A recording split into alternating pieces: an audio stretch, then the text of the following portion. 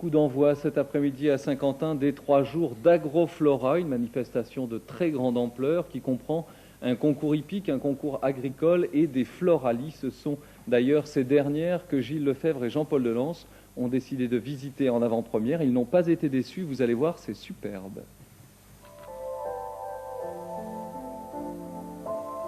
50 000 fleurs et plantes, un chiffre pour présenter une partie de l'œuvre d'Agroflora. L'association saint-quentinoise a frappé fort pour sa première réalisation, 4 millions de francs de budget, un concours hippique, une foire agricole et ses floralies exposées sur 2500 mètres carrés.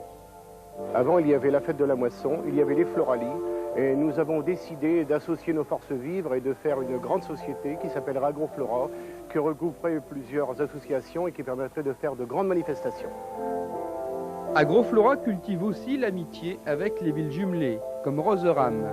Les Britanniques qui ont trouvé le thème idéal pour leur stand, celui du tunnel sous la Manche. Mais Rotheram, c'est aussi le nom d'une rose blanche créée en Picardie, en leur honneur. J'ai créé la rose Picardie en 1968. Et partant de cette variété, entre cultivateurs de roses, nous avons distribué cette variété. Et la rose de Rotheram est issue un peu d'une variété de la Picardie, de la variété Alaska et d'une autre variété.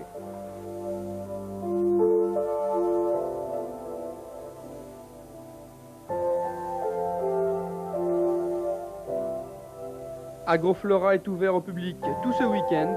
Les organisateurs attendent près de 50 000 visiteurs.